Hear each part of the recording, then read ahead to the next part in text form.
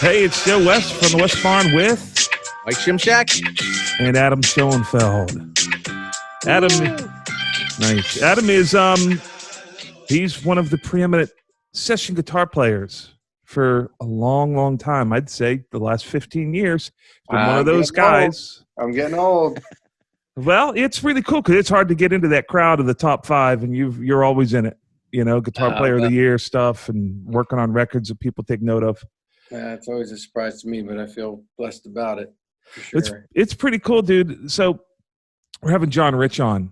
He's scheduled next week, and you've got a cool history of being involved in the Music Mafia, which was this cool little community that sort of spurred up around a movement. I don't know who titled it Music Mafia. Yeah, what's the story of the Music Mafia? Because we were here. I heard about that up in New York. That went far and wide, man. Yeah, that was starting quite a stir. I'm not sure who named it. I'm gonna guess it was John and Kenny along with Corey Gearman, who was kind of the godfather of it all. He was the marketing guy. He was always the business minded, you know. And I mean, not that it started with a business minded thing. I think they just all were like, oh my God, this is awesome. We're packing all our friends into the Pub of Love. I mean, that floor used to. So what was it? Was it just like a repetitive show where the same crew would get together? It was basically, there were two things going on. We had, Kenny and I and two of our friends had the band Lovejoy. And that was a rock band. This is pre-Big and Rich, you got to remember. And we were packing out 12th and Porter every time we played there. So that we were just like one of the bands at the time, you know, and we only played like two other places, you know, at like Knoxville and somewhere else, you know, that we would play. But for some reason we had this great thing, you know. I guess I attribute a lot of that to Kenny's charisma. But anyway, that was going on. And they also started, you know, John and Kenny were best friends, so they started doing the acoustic night across the street from 12th and Porter at the Pub of Love. Kenny had, you know, John Rich and Cowboy Troy would start coming and jamming with Lovejoy. Forgot about Cowboy Troy. Yeah, it was a big circus, you know. And the painter, there was a painter that would paint on the side of the stage, right? Yeah. That's amazing. Yeah, she was awesome, man. I still have a painting. I don't have room for it in this house right now, but we got crap everywhere. Rachel was awesome. She's still around. And, so it kind of was – it all was growing up together. And that – but the Lovejoy shows were madhouse. We'd have dancers like from, you know, maybe strip clubs, I don't know. But they were professional dancers on poles on the side of the stage. Support the arts. We'd have it packed and shots of Jägermeister across the front of the stage. Everyone would keep bringing up. Now, keep in mind, this was very different than what was going on in the culture of country music at that time. Oh, yeah. Right? Yeah. This was past the Waylon Jennings and the crazy, you know, drunk superstar era. It was kind of, yeah, so sorry to cut you off. Go on. No. I'm just saying, like the landscape was like you had Faith Hill, right? You had this sort of like really, really clean cut country thing, and then in the bars in Nashville started this little movement that just was like out of left field. Yeah, it was like the late '90s, so the '90s country thing was about to end. Yeah, you know, this was this new thing, and it was so weird because Kenny would, you know, like I said, he'd start bringing John Rich along, Cowboy Troy, whom I'm friends with to this day. But back in those days, me, the other guys in Lovejoy with Kenny, we're stubborn rockers. We're just like, you know, Kenny's all high energy. We're like, dude, man, if we're going to make it, we're going to make it, man. You know, and Kenny's like, oh, blah, blah, blah, blah. You know, and then he'd bring John and Troy in, and he's like, man, this is Lovejoy. It's a circus. This is it. This is the next big thing. And me and the rest of the guys at the time just couldn't see it, unfortunately, because the band ended up breaking up. You know, not necessarily because of that, but just everything was shifting. And 6 months after Lovejoy breaks up, Kenny calls me, hey, me and John got a record. And I'm like, of course you did. because we all quit the band, but now you guys got a record deal. You know, so where were you at this point? You were just playing around town as a guitar player. You weren't in the session world? Well, I was playing around town. I started in the session world because John Rich had publishing deals, and I think Kenny had his first publishing deal, and they started to use me on demos. That's cool. So that's where I kind of got my start, was on their demo sessions. All right, this is a great segue. Yeah. One of my favorite songs is Ride a Cowboy. I just thought that record, from a song perspective, was way out there. Mm-hmm. Like it's like a Joe Walsh mentality, right? Life's been good to me so far. But and you're a co-writer on that, yes? No, just guitar on that one. Okay. I co-wrote a few on the record, but not that song. Okay. But you were the one that wrote the signature lick to that song. And no. What? Really? Come on. Well, tell us. John wrote it. I played it. Wow. That's wild, dude. That tone is bananas, though, bro. What you got? This is totally nerding out, but what are you using on that tone? To be honest, I wish I kept a better log of what I used on what. There's only one song I can remember exactly what I used, and that's Hicktown, Jason Aldean. Oh, I love that tone. I think if I had to guess, the Save a Horse tone was probably my melody maker through a JCM 900. And was not commonplace at the time, that kind of tone? And no, yeah, that's a rock tone. Do you remember? There were other rock guys that got in the country, like Greenberg, man. He got into it way before me, you know, and he was a rock guy, blues guy. We were talking. Who were we talking with? Maybe it was off the podcast. I think I was talking to Bukovac, or I was talking to someone about how it just sort of like it was inevitable because everybody like me, I wasn't a old school country dude. I grew up on rock and roll.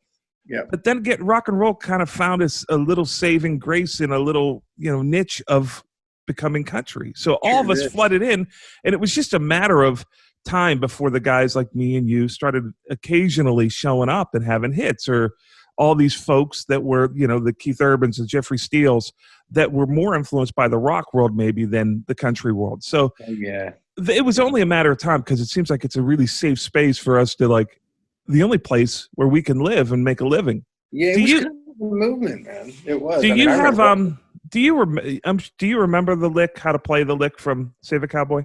Of course, yeah. Can you grab a guitar and play it? Well, what I don't remember is if I did drop D or not, because so many years live, it was just convenient for me. I think John, I'd have to listen to it. I think John always did drop D on his Flying V live. So I think he wrote it in drop D. So I probably played it in drop D, but live I would play it, just had that E ringing.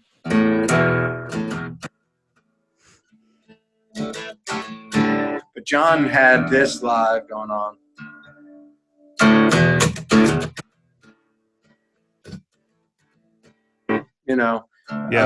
Like I said, I think I probably played a drop D on the record, but live I always, just because of tuning and time and switching, I would just keep that E, but yeah, just that simple riff, and a lot of those riffs, man, John was all of a sudden the most country of all of us, the cowboy, the real Texas cowboy of all of us, was the one writing these riffs,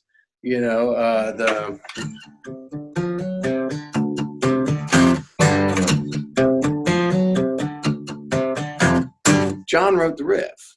Oh, wow. I just played it on the demo, and I was playing acoustic on that first Aldean record, and I was getting ready to leave, and Knox was like, man, I need you to play the electric part on that. Because no offense to Kurt or Jack at the time, but they had a different approach to it, just different fingers, different amps, different guitars. And he knew I played on the demo, and that was my first electric song for Aldean, and then I was electric on everything since then. Wow, that's cool. Wow. But all that stuff was John. Picking Wildflowers, Keith Anderson. I played on the demo for that. I think I played on Keith's record too. But man, John, the country boy, was bringing the rock. He was bringing the rock, and he's always done that. He brings the rock.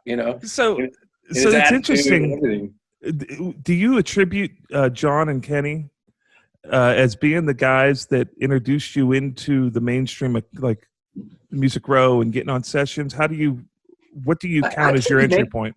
Yeah, man, I'd say the mainstream, yeah. Because, I mean, Save a Horse was the first thing on the radio. I said Michael Knox a little bit too. I don't remember why Knox started hiring me for the showcase band for Aldine, but he did. I was playing acoustic though, and it's so wild because I don't like that's such a thing of the past. Nobody associates you with like being a utility acoustic player in town, well, right? I just was taking anything I could back then, and this guy comes up to me and says, "Hey, can you play? Do you have an electric guitar? Can you bring it out of the truck?" And like, oh yeah, next thing you know, you're like, because you are like, I remember you're one of those dudes that when I heard the record on the radio, the Aldine record, like She's Country or something, one of the big massive ones, an earlier one though, I was like, all right, who is this? Right, who's playing these guitars? Because they were massive. Yeah, well, thanks, man. Well, that's me. Huge. That's me and Kurt too. Kurt, a lot of almost religiously every Aldine record, the main tracking guitars are Kurt on the left, me on the right, and then I stay in overdub. I thicken it up. I put most of the leads. He's done a few leads. I put ear candy. So, and it's hard to say. Sometimes my tracking part might have gotten buried or his might have gotten buried and my overdubs might have taken over. You never quite know without really closely listening. But that's kind of the structure of those records, Past record one was him and Jack. And other than Hicktown, it was me on acoustic on the rest. And I think Billy Panda too. So. And you've been on just about every one of those records since, huh? Every single one. Have you played live with him? Only on an award show. Funny thing was, when I quit Big and Rich, when I quit going on the road, Jason asked me to go on the road with him. And I said, no, I just want to stay home. And then the next time I saw Jason, I guess a couple of years had gone by since we recorded. And I'm standing, or maybe a year, I'm standing in the backstage of ACM Awards or something. And I had just taken the road gig with McGraw. And Jason's like, well, I thought you didn't want to go out on the fucking road. Sorry, pardon my French. How do you deal with that? He probably didn't say that exactly that way. He said, I thought you didn't want to go out on the road, So. And what was it? That had to be just different timing, different place in your life, and you wanted to do it. Totally, man. Totally. Well, and even further back, I love telling the story. I'm the dumbest guy in Nashville. I mean, the first big regret was, after that couple showcases with Jason, is we were offered a record deal together as a duo. Oh, wow. And I was kind of comfortable in Big and Rich, and we were friends, and we all thought that was more of a band, and I also didn't see myself yet. I hadn't bought into the fact that I was doing country music. When John and Kenny hired me for the record, I'm like, dudes, I don't play country. And they're like, that's why we want you. So I kind of hadn't quite bought into it all. I was like, I don't want a record deal as a country guy. I'm not a country guy. Fast forward to now, it'd be the same thing. It'd be Jason singing. I'd be playing guitars, staying and overdubbing. Right. I probably wouldn't have done any of the real backgrounds until record 5. But I'd be rich, and our competition. And they would have hired someone else to play guitar, right? And I love you, Ronnie Dunn. I love you, John Rich. I love you, Big Kenny. But me and Jason would have been way handsomer than all your ass. We would have slayed you as a duo. Do you think they would have let you play guitar on your own records? Yeah, because I was already playing on them. So, yeah, I get that. I always felt I don't like think Knox would have let me sing yet. I didn't come into my voice until the last few years, to be honest. Really? How old are you? I would have come into it faster, if you're in your 40s, I assume? 46. Okay, so come into your voice at 46. Well, man, I hope I come into mine. It's 60. Yeah. Did that happen? No, I'm 50. I was like, but I want to give it a little time. I don't want to stress myself out. Damn, dude, you're looking good. Come over there and hug you. Human growth hormone. No, I just turned 50, but sure would be nice to have something to look forward to. There's plenty to look forward to, man. You know what? There's a lot of people getting really down right now with what's going on, and I really think the way we can look at this, I think when we solve this thing and we get through it, there's going to be a huge resurgence, man. I totally agree. People going, oh my God, I missed live music so much. I I think it's gonna come on like a It rat. put everything into perspective. Music's gonna make sure. COVID look like an ant. Yeah. You know? That would be great, man. I'm hopeful for that. Yeah. So talk to me a little bit about, so at this point you're doing a bunch of session work, you know, in your career in this timeline. We're kind of going along your timeline here. Mm-hmm. But you know, you got these Aldine records, you're the first call. You're not only the first call, you're kind of like the signature sound for a couple records, right? Yeah. It's like it'd be really tough to do the records without you. That's what people have told me. I don't So, clap well, but and are you working? So little preface, you know, 3 sessions a day is the normal union thing. Not many people do that many, but like, what's your life look like? Are you going from an Aldine record to a Faith Hill record to a Tim McGraw record? Are you going to a demo to a Faith Hill record? At that time, it was always a mix of records and demos. But at that time, that was the last couple of years for me and for a lot of people, where you were doing 10-2s and 6s every day, you know, and which is part of the reason I ended up going back on the road and took the Tim gig, is because that burns you out. Yeah, it just wears you out. Yeah. Yeah. And as awesome as it is, as much as you're like, wow, I freaking arrived. I'm one of the guys. I'm in this room with freaking Glenn Worf and Greg Morrow and these freaking ridiculously amazing cats that you've looked up to forever. But then, you know, it was amazing. And then, you kind of go, oh, you know. Yeah. So I've heard it said that in the era of being a session leader a bunch, which guitarists tend to be session leaders more than drummers, let's say. And you know, you get paid double to be the session leader, and with a master scale, I've heard stories of people making $200,000-$300,000 grand a year as a session musician. Is that outside the realm of reality? No, not for the busiest of them. I've cracked that before. You know? Wow. On to another note. I've got a little startup that I'd like you to fund. It's in the music business, so the risk is very low. The risk is super low. I haven't had one of those years in a while because I've been on the road. But Tim pays well too. So you're out on the road with Tim McGraw now. Yeah. Okay, and Sean Fichter, another good buddy of mine, I used to use in the studio all the time. Then he got super busy on the road. Yeah.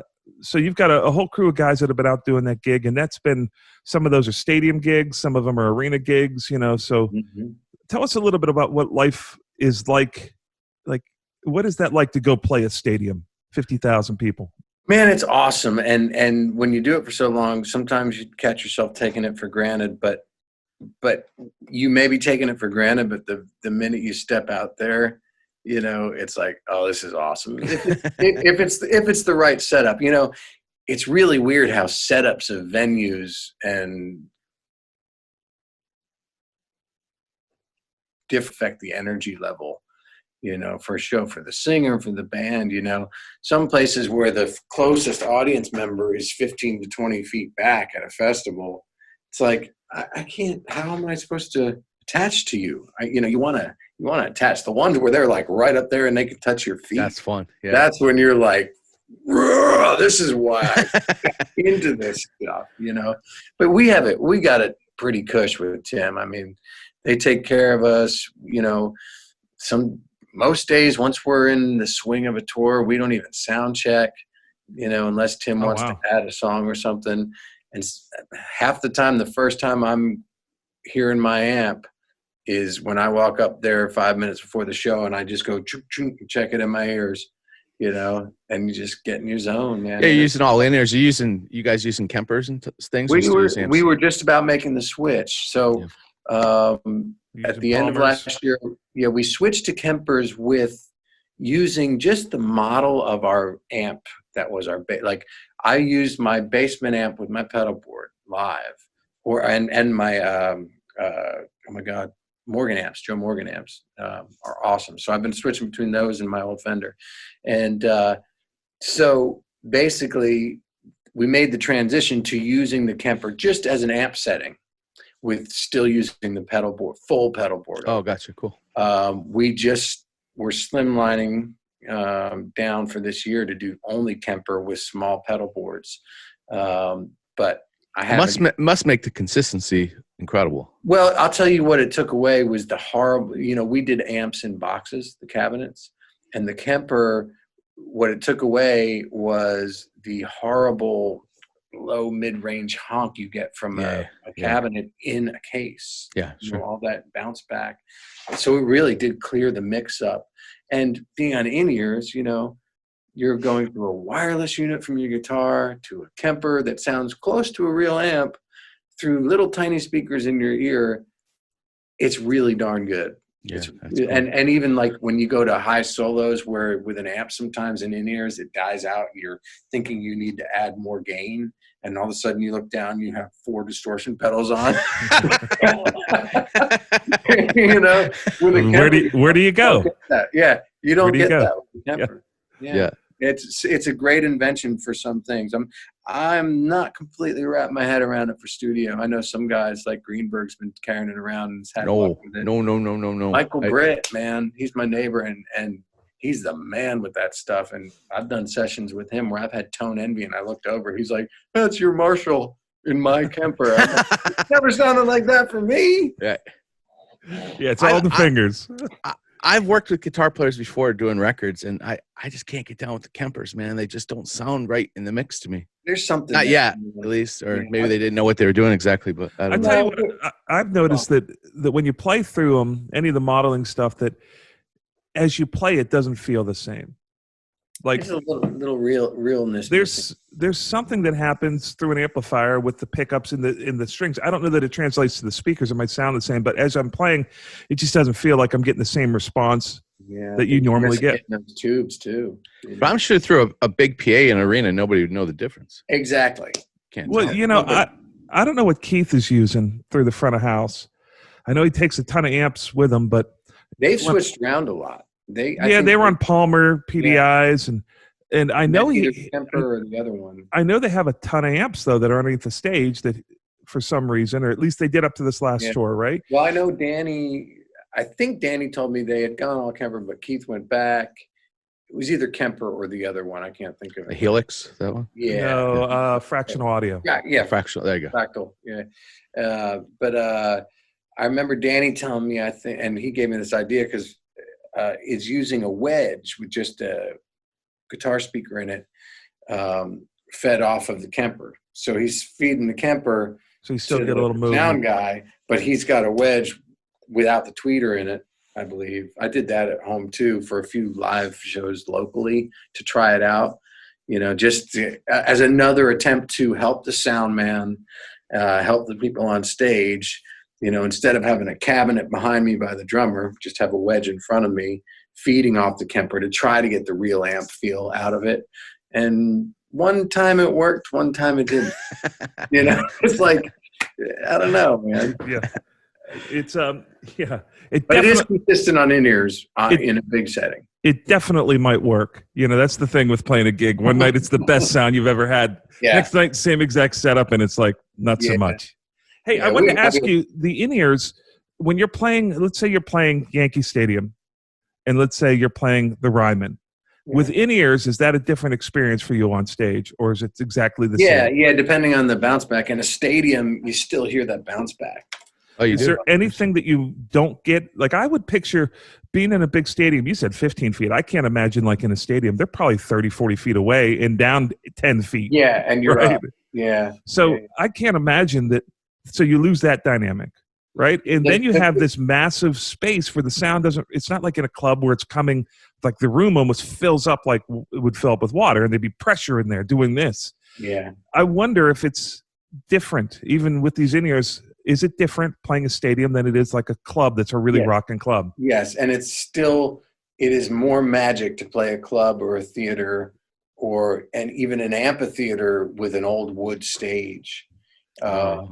Just anything that resonates, you get a bit more of a rock and feel from a smaller place. I think that's what makes the Bluebird so interesting. So at the Bluebird, you're so close when you're playing in the round that when I'm playing, I'm literally, and I'm not doing it to be as a joke, I'm doing it because it's very useful. I put my drink on the table of people that are there to see the show. They're that close. Like I'm playing and there's someone right here. I'm going to bring a Marshall in there one time. I wonder if that just go full in ears and like. Yeah, I didn't know it was acoustic. Oh, my bad. Yeah. but there's something about that experience of playing that's better than playing a large venue that has an auditorium and maybe it's like 1,000 people, 2,000 people. There's something about size and scale, which is really cool because most people don't get to play stadiums. So it's good for them to know that, hey, there is really something to those coffee houses where you're right up, people right at your feet. They're right there with you. There is like a total campfire connection that happens in that situation that doesn't happen. And you know what? So much. That also reflects in clubs too. It's like, even though clubs are the most rocking place to play, it's like, if you got that audience that's standing there and they're too afraid to come up to the stage. That's the thing that sucks about playing Nashville. I'm sorry. Oh yeah. I love Nashville, but you suck to play in a club if you're not famous. Well, how about this? People skip Nashville touring. It's crazy. How about playing a club at 4 PM, like every Nashville gig, whenever you do a showcase? And it's literally, this is what you see. It's a dark room at 12th and Porter, and you see everybody. You can see the glow of their phone on their face, and you've got all these industry people that are like, yeah.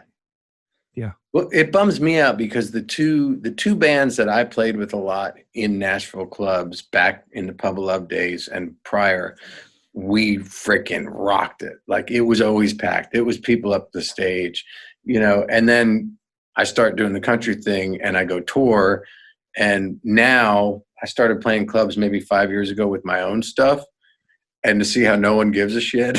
I say no one. We have some a handful of awesome supporters that come out, but 5 awesome supporters, right. It doesn't. It has that same energy. Same sting as your mother coming to your show to support. Yeah, well, you. My mom and dad still do come to my show, so I'll. It's like you appreciate it.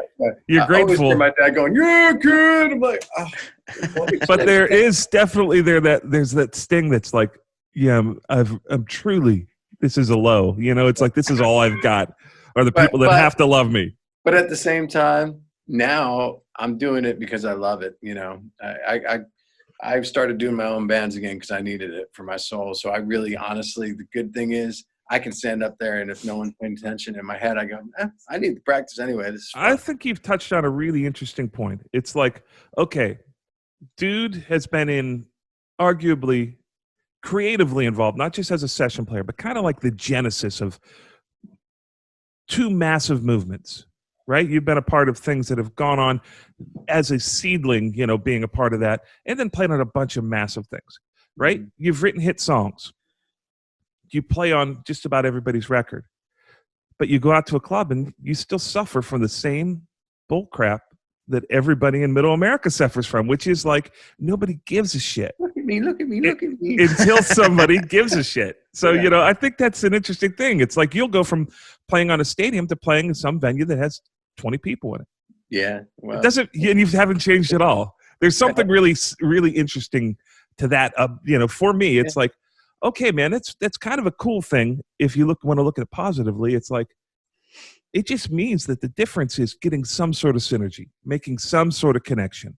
Yeah. People will come if you call them the right way, if they're motivated. I don't know what that is. That's a beautiful thing about music. And that's what it is. It's that connection. It's knowing that there is that one person that always streams the one song in your rock band. There's knowing that there's that one person that loved the one song with my band, with my wife, that like was the sole reason we got to do a big Tom Petty celebration.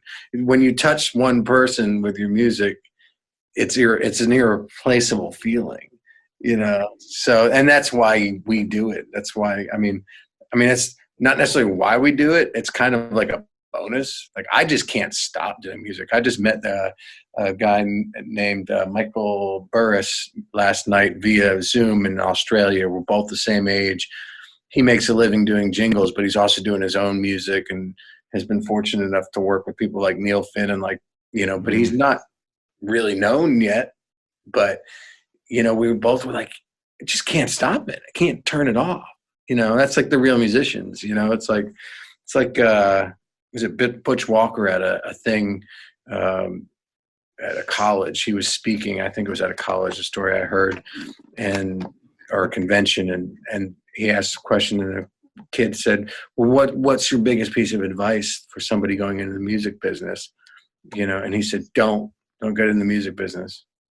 And he walked off stage after the thing, and the promoters were obviously pissed at him. And he said, the people that are not going to get into the music business because I told them not to get into the music business weren't going to make it anyway. That's 100% right, by the way. You know, they're not the people that just do it because they have to. I was telling Joe, I saw this interview with Michael Beinhorn, the producer, Michael Beinhorn. Mm-hmm. And he went on this tirade about musicians that consider this a vocation. He said, if you consider this a vocation, you're not the real deal. Yeah. There is the people that are the real deal. There's no separation between who they are and what they do. It's the same thing. It's not a job. Well, it's an obsession, you know? It's interesting because we do put them together. For every Dylan, there's a Spears, Britney Spears, right? For every Joni Mitchell or Carole King or James Taylor or the Eagles, there is a Sean Cassidy, a Leif Garrett. The true calamity is that somehow the world has played a deadly trick on us where they've put us in the same business, where it's like, hey, one's an artist, one's an entertainer, and it's like, get up there, shake your ass. There you go, good girl, good boy. You know, or bare your soul. Yeah. Or bare your soul, and we'll give out the same awards to both of you. Well, yeah, you know what though? I think maybe they probably all started from the same line of passion. You know, no, I don't think so. I disagree. I mean, think there's people that purely grow up to hold a bedazzled microphone with diamonds on it, and they don't care if they're screaming into it like Don't Yoko Ono. talk about him like that. Hey, I'm telling you, there are people that don't give a shit. They want to be in the entertainment industry. That's it. Right, There is a music business, and there's an artist side of it, and then there's entertainers. Yeah. And it's okay to be Siegfried and Roy. It's okay to be an entertainer. It's just don't clump them in the same award shows where you've got like someone like Todd Rundgren losing to Milli Vanilli. You know, let's not do that. Yeah. I think it's actually comical. Go ahead. Do you have any good studio stories or live stories that you can actually share that not getting anybody in trouble? I'm trying. I love asking this of musicians. I asked Dan Dugmore's told me some incredible stories, but I know he'd never go on record telling me the stories. I will Dan's say, got good stories. I'm going to say there is one of the singers that I've worked with that said the sentence, "Please wake Malcolm to the stage," by accident. That was good. I remember that. That was fun. I'm trying to think of stories that, you know, wouldn't throw anybody under the bus. I don't think I have any that, you know. Throw a cup under the bus. No, I can't. It's good for our clips. We're really trying to drive for the YouTube traffic to the YouTube channel. You know, I mean, I've had a couple of falls on stage. Those were fun. You know, just tripping over a chord, or. Well, I remember one time, like I had these new boots on that a guy that, you know, came up in the 80s and 90s would only wear, and on the Big and Rich tour, and I've never in my life like cued the drummer with a kick, you know, and you don't need to cue Larry Babb, but for some reason I decide I'm going to go like this before a downbeat, and my other foot goes out from underneath me, and I swear your body was the downbeat. The ground, parallel to the ground, and I just slammed down. I didn't miss a note, and how many people were in the audience? It was a big crowd. It was a big festival. I want to say it was one of the big ones up in Canada. I don't remember exactly, but I think it was at least. What's the two when you hit the ground and struck the chord? I'd have to assume that it was sharp, very out of tune, at least, right? No, I don't miss a note. I don't. You know. That takes a lot of dexterity to know not to like do this. Whenever you land, you got to be like, oh God, suspension system.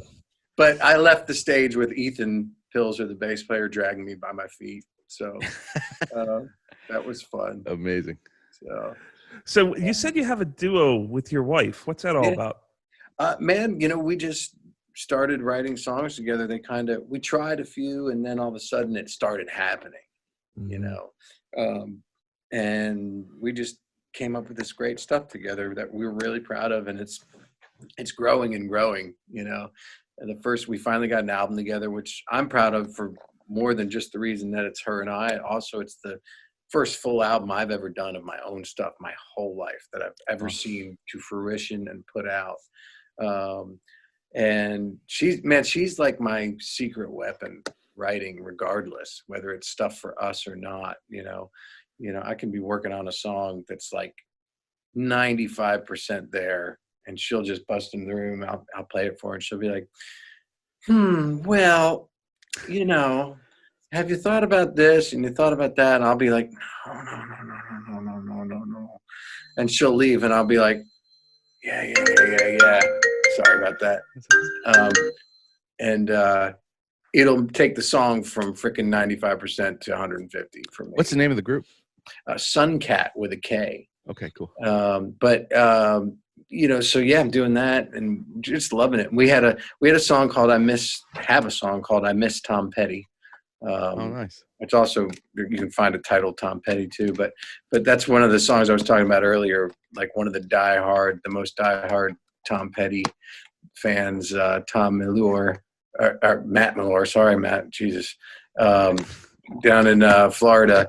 Who's Tom? I want to know who Tom is. It's Tom Petty. Anyway, he just, you know, heard the song, and a lot of people did, but he really lobbied for us to go do the Tom Petty birthday bash in Gainesville last year. Cool. And man, it was just a big deal for us in our hearts. We didn't make any money. We lost money. You know, it's like, and the birthday bash was for a good cause, for arts and medicine. And it was a pretty magical day because, you know, we didn't quite get a sunny spot. We didn't even think we were going to get a spot. We got down there and there was a hurricane coming through. But, you know, the rain parted and we went on. And then we started playing the song about my wife's sister, and who's passed away, and the sun came out. And it was, my gosh, that's this is perfect. You know, yeah, we took Jeff Marino and David Santos down there with us. But anyway, so that was, for us, it's just a dream to have a partner that we can do that with. And that was just I don't know, that was kind of a moment for us. You know? It's interesting because these people that are super talented and involved in so many creative outlets, you know, like playing on 3 different records in one day, writing songs, producing records, you know, all the stuff that you do. But there's still a little bit that you keep for yourself that's like, oh, this is the passion thing that I don't care if it makes money. It's like, I'm going to go ahead and I'm going to do my best to fill my part and my role on all these other records I'm on. But this is the one that really gets a little ounce of the blood, you know. It's the one that I think about whenever I go to bed at night, you know. So it's always good. Gotta have it. Well, and dude, gotta have it. It doesn't stop there for me. I mean, I've got a rock trio called Digital Brains right now that is, we've got some good stuff out there, you know, but we're growing. It's interesting to have a band for the last 5 years and watch it grow like bands do. We've got new stuff we're about to come out with. That's my freaking rip your head off band, you know. And I'm writing my own stuff too right now. One just became a Suncat song. Katie sung on it. We're like, yeah, this is a Suncat thing. But I've got about 4 or 5 in the bag that are just kind of me, my power pop, ELO inspired, John Lennon inspired stuff. You know, I can't stop, man. And then I start writing with this dude and helping this dude out, you know, and then I get to a point where I go, okay, I got to stop doing everything for like a month. Right. Yeah. You know, but I just, you know, it's hard to know when to stop, man, because I just love music. Yeah. Have you been over the COVID break? What have you been doing with your time? Pretty much staying home. I mean, my kids are out of state now, so with my ex, so I have to travel to see them or to get them, that's been a little nerve-wracking. But other than when we've had to do that, make those journeys, just grocery shopping when needed and staying in and doing But have you gotten to those things? Like for me, I'm always like, man, I'm going to clean out that red barn. I've got another barn. I've done some of that. Yeah. I started pressure washing the front of the house, and then I made the mistake of doing the first step on the porch. And then I went, oh crap, now I got to do that. And now I got to do that. And I ended up doing the whole driveway and, you know. Yeah. I haven't been as successful as you, you know, as much as I want to get into a big can of something, I find that I just feel a little bit paralyzed, and I don't know what that is. besides building a baffle, that's the only thing I've done. So that may have been 2.5 days of time and maybe a day of cleaning. Other than that, I've been down here like. It makes me feel better. Yeah, no, I can't do too much of that. Hey, I wanted to ask you about your cartage rig. Mm-hmm. So, like, there's two types of sessions in Nashville. Yeah. The type of session we have at a place like mine, Mm-hmm. which is guys just bring an amp and a pedal board, or they use one of my heads and amps and they bring a pedal board, right? Yeah. Or a head. And then there is like the big dates where you have a cartage company that holds all of your stuff in flight cases, and then whenever you do a session, you say, hey, bring it over to X, Y, or Z, bring it over to Ocean Way, bring it over to Blackbird, right? Yeah. And those guys, cartage on a guitar player's rig is usually about 150-ish, right? And but what comes over when they pay, and that's above and beyond what you pay the session player. So when all those crates come over, what is on a standard big session gig? How much gear goes from your cartage company to a studio? And are you choosing different setups for depending on the session, or do you have everything in the cases? You know what? Personally, I was in that phase of I have to have every sound, every amp available.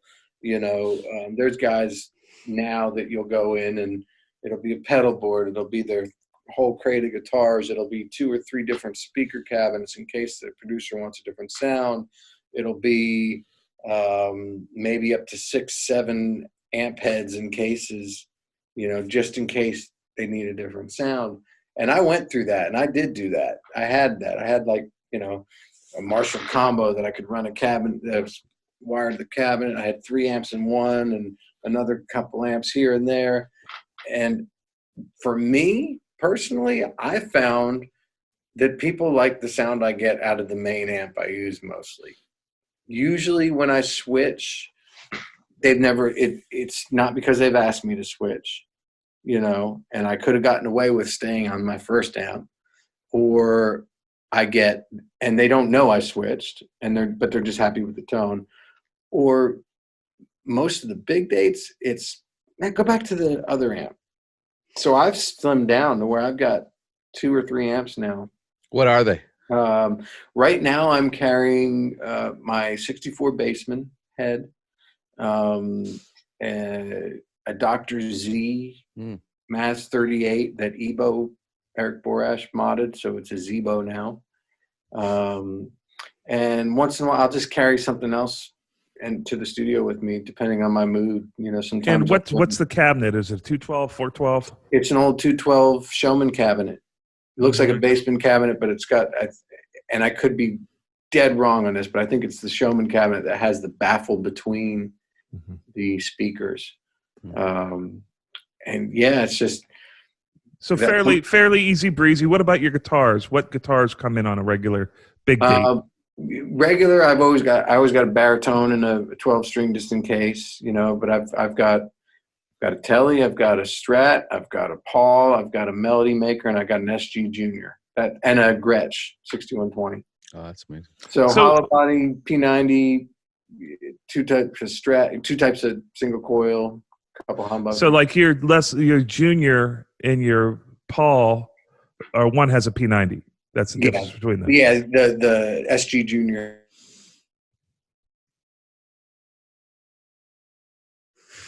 Mm-hmm. Come on, you can do it. There you go. Your internet froze for a second there. We lost you. You were in one of these Lou Ferrigno poses. That was awesome. So whenever you're bringing gear that sounds redundant, it's really, but this has got P90s in it. This has got humbuckers. This has got, Yeah, so what about, I'd say 6 to 8 guitars come with you?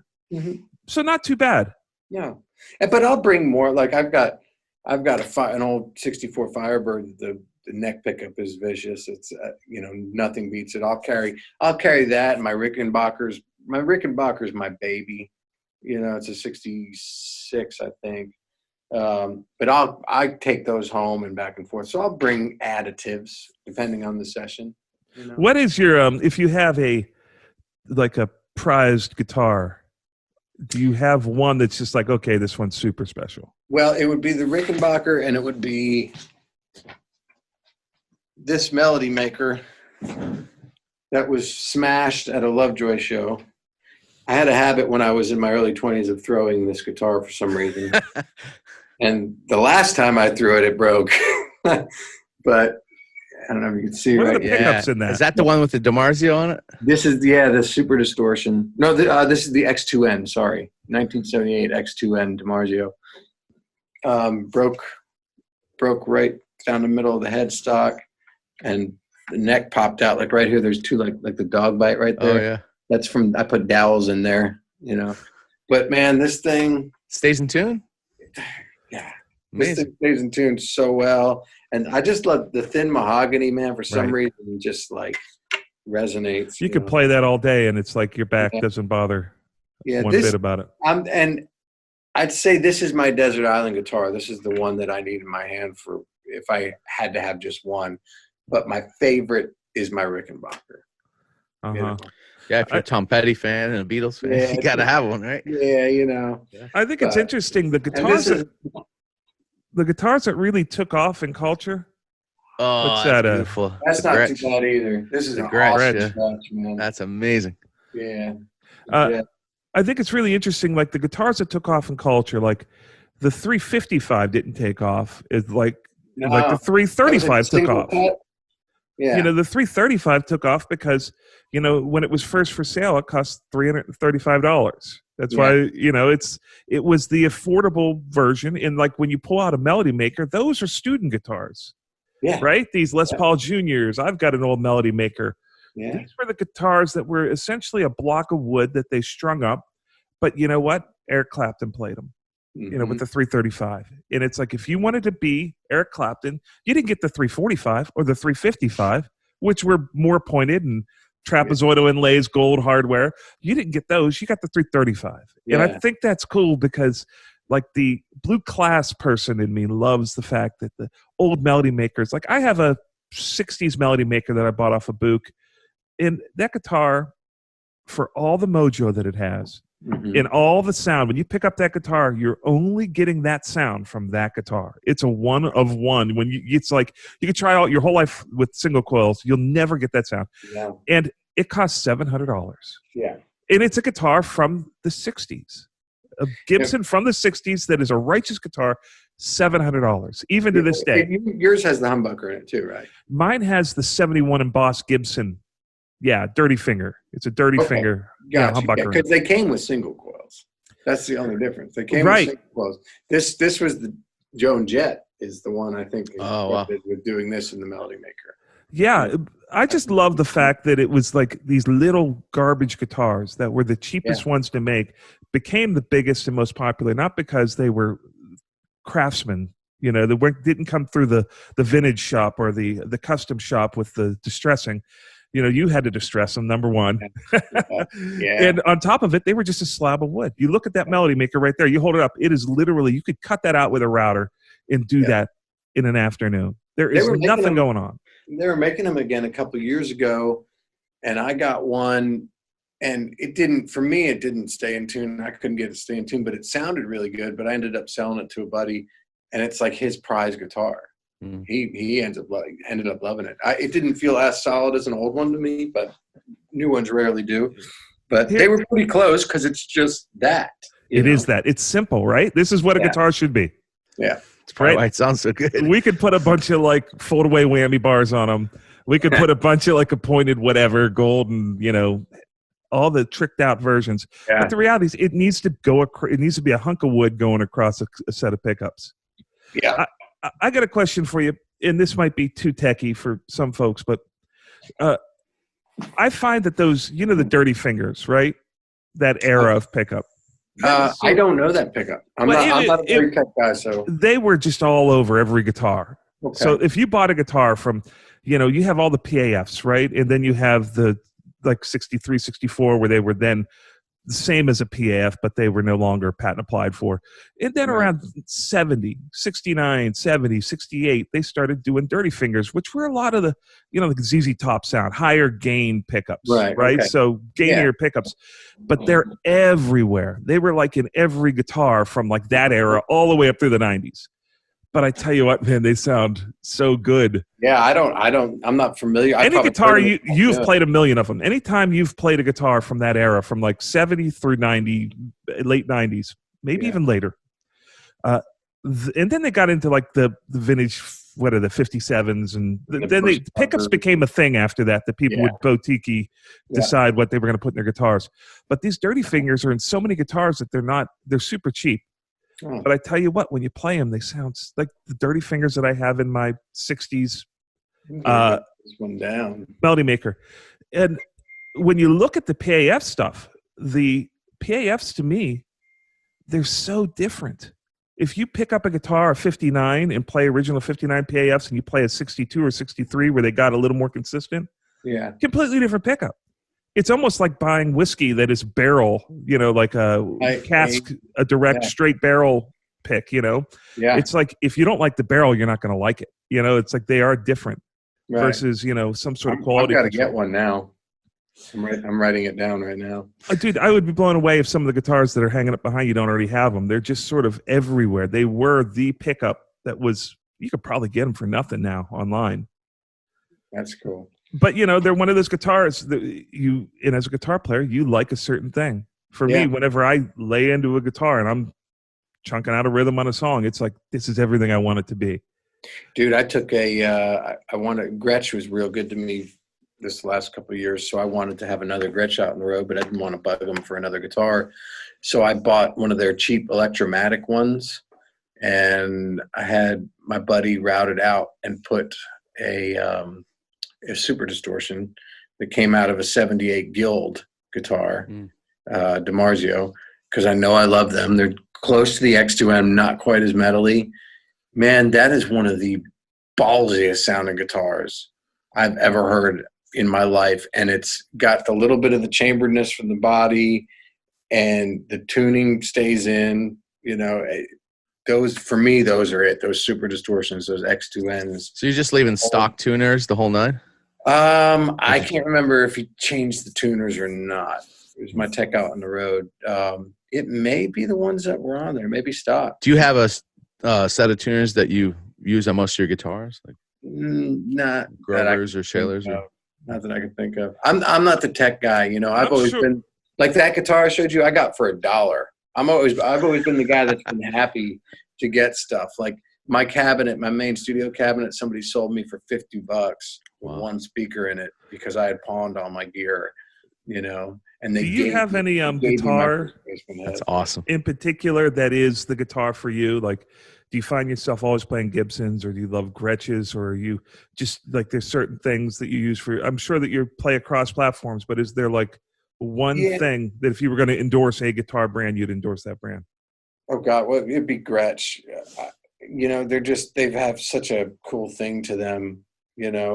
I mean, I do grab Gibsons a lot in the studio for my sound, but when I want to not be doing just the straight up balls rocking thing, when I need anything in the middle or to the other end of the sphere, I'm picking up a Gretsch. When I want, you'd be surprised a lot of the big ass crunch tones on the Aldine records. That's my 6120, and some of those wow. Wow, that's interesting.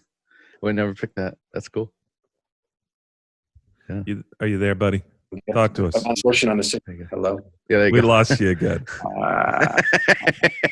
There's your thumbnail right there. Oh, my internet is unstable. It's been unstable for 2 days. I thought we were doing okay here. My internet's been wacky as could be right now during this COVID-19 thing. Well, I think they're really struggling with everybody doing it, being online. Yeah, sure. Yeah, I have extenders too. It's just like, yeah. And we don't want to know about your personal life. Hey, extends? You use extends? Okay. Between pink and never mind. So, hey, I see you have a T-fuser up there on the ceiling. That's an odd little location for your T-fuser, that little diffuser. Yeah. Well, I have large cups of tea. Well, hey, man, thank you so much for coming on and hanging out with us. It's really interesting. You know, part of our mission statement is to give people sort of like cut the onion and let people see. As a kid, whenever I was putting up, I used to tear apart old TV cabinets and get the speakers out and put them on the wall and wonder why they didn't sound good just as a speaker without a cabinet on a wall. And, you know, I used to do all this stuff and rent records from the library, and I would imagine what the lives of Boston, the guys in Boston were like. You know, I would imagine what it would be like to be in a real recording studio or be a guitar player and know how to play something like the guy, what's his name, from Queen, Brian May, you know, and very rarely do folks get the opportunity to talk to a Brian May, you know, or to talk to somebody that has lived that life and made a living for 10 years. So our real overreaching sort of wish is to put people in the position where they can have those conversations through us, and we try to find the topics to talk about. But it's really great that they get to see you. You're a session guitar player that's lived at the top of that food chain. You've been involved in at least the top touring acts. Top touring acts, touring the country, right? Touring the world. You've been at the beginning of a couple of movements in music, right? And you're still at the level that all the people that out there are. You're building something new. You got a rock band, you got the duo. So still dreaming, man. Good for you. We love that that's who you are, and that you're willing to share that and let other people see what the day in a life looks like of a person that they're hoping to be. So you're a good man. Having me, man. It's good to see you again, man. Yeah. And it's been a minute, right? Yeah, and it's good to work with you again, Mike, on that. Yeah, man. Elevado stuff is great. You absolutely crushed that, man. I appreciate the guys are in love with what you played. I was hoping the last batch, there were a couple of them that I was doing. I was enjoying them, but my head was going, I'm not sure if I'm in the right space or not. No, you know, it's cool, man. It's like there's a thing that you do that is very, I mean this as respectfully as possible, but it's different than what I think of other Nashville guitar players as. You know, I don't want to disparage. It's not disparaging, but it's for this. He's talking about Elevado, who was our very first podcast we ever had. They were the first guests on our podcast. Cool. But the music I guess it's got a twinge of country, but it's not really country. Yeah, I tried to ignore that part of it. Yeah, no, which is, you know, that's what they were looking for. And you just your approach, your rhythmic approach is really different too, man. I don't know if you're aware of that. It's very different. I'm not, but I appreciate that, man. It's really cool. Maybe that's the reason I get hired sometimes and the reason I don't sometimes. yeah. But, you know, I'll take that any day of the week. Yeah, right. Nothing worse than being in a room that you're not. I haven't seen you in years, Joe, so you must be hiring the wrong guitar player. I'm hired me. I'm on the majority of my shitty guitar sounding records. What's your son now? He's 15, and in fact, he's got my 64 blackface Fender Pro Reverb. Yeah, he does. And he's got a bunch of pedals of mine up in his room. Hell yeah. You know, and he's been playing. Right now he's playing we brought up this, it's actually really great, Godin Montreal Premiere. It's like a 335 meets Hollow Body meets Les Paul vibe. Mm-hmm. And he's rocking out. And I'm like, you know, I know you live in Franklin, but I don't think that you understand the level that it would require. Like, I played on guitars that were speakers just sitting on the floor. You know, I made my own amplifier through a stereo. It's like, most people don't start off with a blackface Pro Reverb, you know, and a pedal board like this. And he's like, it's just, they doesn't get it. Yeah. But he loves it. He's doing great. And it has been a long time, man. We got to get you. You living in Brentwood? Where are you living? I'm in Nolensville now. Okay. Yeah. So, you know, we'll start doing stuff. Where is your place again? I forget. It's been so long. It's been that long. Literally. Have you been to the barn at all? Well, yeah, but when your boy and my daughter were very small, it's been at least 10 years, literally. Okay, well, the barn is about 10 years old. So, you know, we're in Franklin down, but just north of 840. Okay, gotcha. Oh, and I know I came and did one Jimmy thing with you there. Jimmy, the guy that used to be in... Jimmy Wayne? Yes. I did that with you. That's the last time I saw you. Awesome. Well, we'll get you back out, because I love the way you play. So interesting, you know, you get into these circles of people, and then yeah, dude. I'm just messing with you. You don't ever have to hire me again. I'll still do your thing. It's only because, we're just not, this podcast has brought us back together. That's how it works in Nashville. It's like, oh, and then you start thinking about Adam. Well, it's like, I wonder what he's doing. What if he'd play on this? Well, it is first, it's like out of sight, out of mind. Like, I don't know how many times I booked a session and I'll look around the room and go, hey, what are you doing? Da, da, da, da. Right. Just because they're right there, Yeah. So, and there's, there's a producer in town. I will not name him because he's an idol and he's a sweetheart and he's a good guy and he means well. But I swear almost every time I run into him at a studio and he's doing a session with another guitar player, it's like, man, I'd love to use you sometime. And I thought about calling you for this and da-da-da. I'm like, dude, you don't have to say it. It's all good. Hi, how you doing? It's cool. Good to see you. We're good. Don't feel bad, man. Yeah, Nashville they're incredibly pleasant. Yeah. There is a pervasiveness of just like cordiality. It's like in New York, people would just tell you. They're like, they won't even talk to you. They'd be like, yeah, you can't even get I would be working on records and I couldn't get the assistant to the A&R guy on the phone. You know what I'm saying, right? But here you can call up and you can talk to the president of a publishing company. You can talk to the president of a record label. So they're incredibly accessible, but there is this wall of cellophane that you're never going to get through. It is like, there is this is not happening. I'm going to be super nice to you, but it's not happening. Yeah, it's weird. I still haven't figured that out after 15 years of being here. Do it, but whatever, it is what it is. Well, hey, do you do tracks at home? Is this something? Do you have anything? What would you promote? You got a website? What do you have that we could put on down in the description? You know what? I would just go to my website because there's links to all the music that I'm working on. Brilliant. Today. It's adamshoenfeld.com. Really, really original. If somebody wants to hire you to play on a record, they could send you MP3 files, WAV files, and you can play on things. Is that something you do? Yeah, absolutely. I've got a whole rig. I do full tracking sessions here, on a fairly private level. I don't want to go too commercial. It's in my house in a subdivision. So I don't go too crazy with having, 5 different songwriters and full 7-member sessions. And of course now, we're doing our first session since COVID, hopefully in a week or so, and it's going to be just guitar, bass, drums, keyboard, and the singer, keeping everybody spread out. And I'm going to engineer just so we don't have an extra body in the room right now. Yeah. Wow. Well, I can certainly vouch for how good his home tracks sound. They sound incredible. Really incredible. The engineering's fantastic. The playing's amazing. Thank you, dude. Well, I think it's evident so that easy. You love music and you love what you do. It comes across in your personality and also in your playing. So you cannot replace that with just somebody going to work every day. That's true. You can't. You're a good man. No, you too, man. I appreciate you guys having me. Well, we're going to see you soon, and we'll see you in person soon. Thank you so much for coming on. Thank you, guys. It's good to hang with you. We're signing off from the West Barn. Have a great one. We'll see you next time. Thanks, Adam.